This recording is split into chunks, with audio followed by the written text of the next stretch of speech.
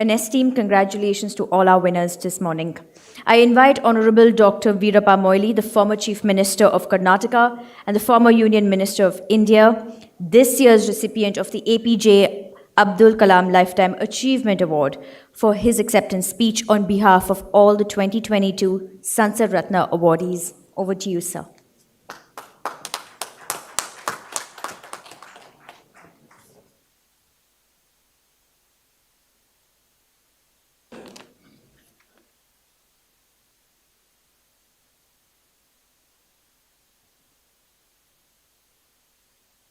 My esteemed friend, Shri Arjun Ram Meghwal ji, Honorable Minister, and also Chairman of the jury, Shri Sushil Chandra,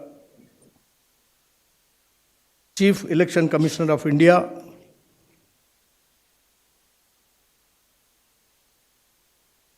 Shri Prime Point Srinivasan was inspired by Dr. APJ Abdul Kalam ji to constitute this committee and also give awards for the best performing parliamentarians.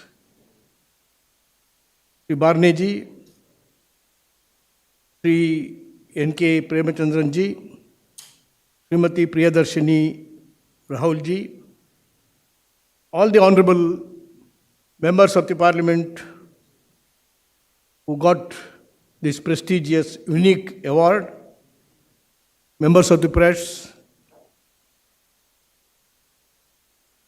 all the parliament members, friends. Elections in India are the festival of democracy. Shri Sushil Chandra ji has given illuminating lecture on this, how it has come up to age, how the elections are held, and it's a real exciting moment for every one of us to participate in the elections, whether as candidates or otherwise. Among the four pillars of an ideal democratic structure, the legislature has the most important position. It is the expression of the will of the people, and the executive is answerable to perform it. This demands that the requirement of ethical standards for the executive must be preceded by an equally emphatic requirement of ethical standards of legislators. Constitution makers in India were wary of the caution in the words, I quote, when the legislative and executive powers are united in the same person or body, there cannot be liberty. Where the power of judging joined with the legislature, the life and liberty of the subject would be exposed to arbitrary control. And further, I quote, where the power of judging ignored, joined the executive power, the judge might behave with all the violence of an oppressor. That is why it's popularly known that vigilance is the price of democracy. It all covers all the organs of the Constitution.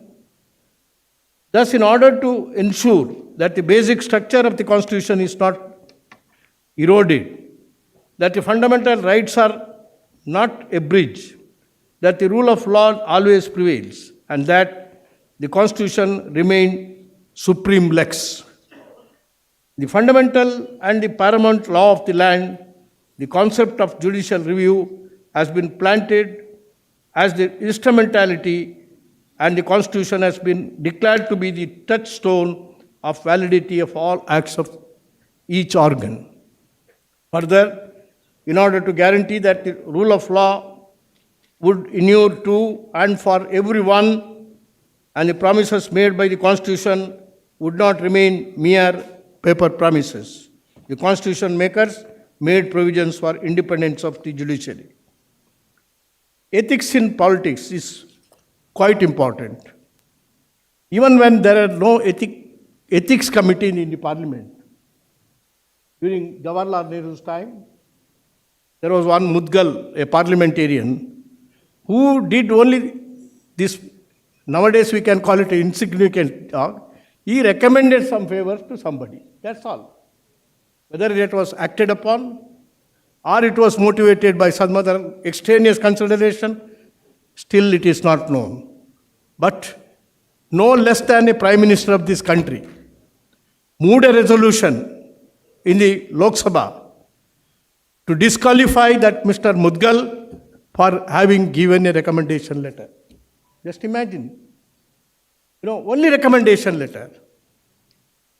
I think when we stretch that, ethics, as on today, I think disastrous effects can take place in disqualifying the members, both in the state legislatures and also the parliament. Our election system is explained by Sushil Chandra ji. From the selection of candidates to the manner in which funds are raised and spent in election campaigns are in dire need of the significant changes. When I was law minister, we conducted 6 national seminars in various cities, came out with many changes that was participated by all the election commissioners of that time. They came along with us. I think many of those recommendations, I suggest Meghwal ji and also Sushil Chandra ji to look into it. I will send a copy of that proceedings to you so that you can act upon it. Significant efforts have been made over the last 2 decades to bring about many changes. The many governments after governments, they have brought about many changes. And it is narrated by Sushil Chandra. I don't want to really dwell upon it over again. 91st Amendment to the Constitution was enacted in the year 2003 to tighten the anti-defection provision of the 10th schedule enacted earlier in 1985.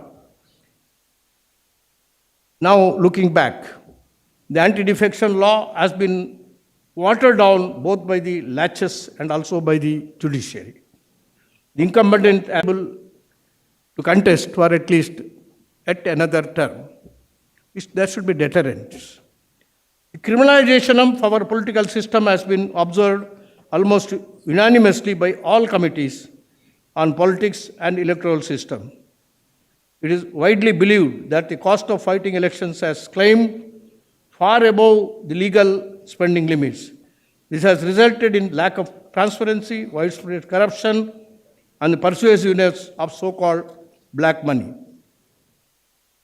In fact, intimidation of the voters and many other things, I don't want to deal with that. You all know we are conscious of it. A major concern associated with the high cost of elections is that it prevents parties and candidates with modest financial resources from being competitive in elections. Rich people are now entering the legislature and parliament. Of course, there is no provision. But what happens to the real democracy? I think recently, the Association of Democratic Reforms, ADR, has come out with a data-based report analyzing and supporting the above facts. Among 5 assembly elections held recently, 598 successful legislators out of 750 are officially declared to be croropatis. That constitute 87%. Almost all legislators who are re-elected declared their assets have increased manifold, second time who are elected. This appears to be universal phenomenon in almost all assembly elections and also Lok Sabha. The scenario is no different in the parliament. Report, The Ethics in Governance of the Second Administrative Reform Commission, headed by me as chairman, also recommended that system of partial state funding should be introduced to reduce the scope of illegitimate and unnecessary funding of expenditure so that you can have a real good, effective regulations. Some of the other recommendations made by committees on politics and electoral reforms have also been enumerated in that second Administrative Reform Commission. Section 8 of the Representation of the People's Act 1951 needs to be amended to disqualify all persons facing charges related to grave and heinous offences and also corruption. The Constitution should be amended to ensure that if one or more parties in a coalition with a common program mandated by the electorate, either explicitly before elections or implicitly while forming the government, realign midstream with one or more parties outside the coalition, then members of the party or parties shall have to seek fresh mandate from the electorate.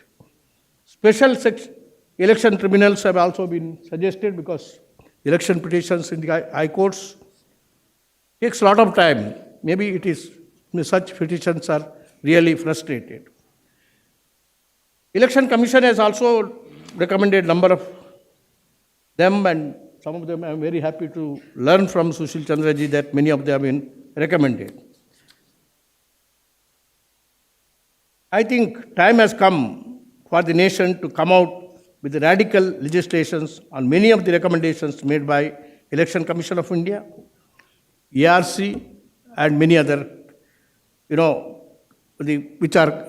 recommendations which have come because of the consensus among all the politicians. The baseness and depravity in governance and public life has been a cause of unease even in advanced societies at different times in their history. In a quote that has been, which is relevant even today, attributed to Abraham Lincoln, it has been said, I quote, "I see in the near future a crisis approaching that unnerved me and causes me to tremble for the safety of my countrymen." Maybe it applies universally, all the country. An era of corruption in high places will follow, and the money power of the country will endeavor to prolong its reign by working upon the prejudices of the people until the wealth is aggravated in a few hands and the republic is destroyed. I think we are happy that ours is the largest democracy in the world and the most successful democracy in the world, but we should be aware of some of these dangers which are hanging and shadowing any democracy in the country. In recent years, Parliament and the parliamentary norms have been undermined by the rise of adversarial politics, pursuing the opposition as an adversary rather than a partner in the lawmaking process. But this doesn't happen in the committee system. Very happy to say that I could pass all the reports, I think 83 number, unanimously. This can happen, when it can happen in the committee system, why not in the parliament? I think we should work out some methodology by which, such consensus building is an important component in the success of a democracy. I think we need to apply all our mind to this. I can tell you it is time for members of parliament to go back to history and do some deep research on this. And Mr. Vajpayee was the opposition leader during Nehru's time. He used to cut short Nehru quite often during debates and discussions. Vajpayee even attacked Nehru by saying that he had a dual personality combining Churchill and Chamberlain. Nehru, instead of getting angry, complimented him for a persuasive speech. I think such healthy practices will have to pervade everywhere, not only in the committee system, but also in the parliament. There is a committee on ethics of the Lok Sabha. There is also a committee on ethics in the Rajya Sabha. They will have to be activized, and for which all the parties put together should encourage it. Mahatma Gandhi once said, I quote, corruption and hypocrisy ought to be inevitable products of democracy, as they undoubtedly are today. He said on that day. But even today, it is quite. These are the two, devils which will be bothering the democracy of this country. In the face of prevalent circumstances, our efforts at combating corruption suffer for three basic reasons. I don't want to quote everything. As a basic minimal code of conduct by the ministers or the members, a procedure that offers escape routes at every step of the way to the delinquent will have to be eliminated. Lack of will or initiative on the part of the authorities in catching the bull by horns. The Lokayukta system in the states is becoming very weak nowadays. In fact, the powers are back again, delivered to the police department. Lokayukta powers have been curtailed. Many of the states, including my state. And the Lokpal Act, which was passed with all the fanfare, all agitations, result of agitation, now is not very much vocal and found its place. Judiciary requires greater accountability. Okay, all right. And this could be achieved only by changing the system of appointment by revising collegium system, also by way of enacting judicial accountability bill. These are all some of the things. And in fact, what is required today, as on today, is selflessness, integrity, objectivity, accountability, openness, and also honesty. This is and also the leadership at every level. And in fact, I would like to say that, before I conclude my speech, I would like to quote the address of H.M. Sirwai, eminent jurist, who addressed the Sir Chimanlal Settlewad Lectures series in 1970. He observed, I quote, "The ultimate guarantee against abuse of power, legislature, judicial and executive, lies in the political and legal safeguards against such abuse, in a vigilant public opinion and in the sense of justice in the people generally. If you want to reform, attitudinal reforms will have to be first brought about even in our private lives." I would conclude by the words of, he concludes that speech, Sirwai, in the words of André Betele. He said, "A constitution may indicate the direction which we are to move, but the social structure will decide how far we are able to move and of what pace." So I'm quite happy that the Prime Foundation, with the inspiration of great visionary like Abdul Kalam, has instituted this institution, and it had encouraged some better standards for the legislators and also the parliamentarians.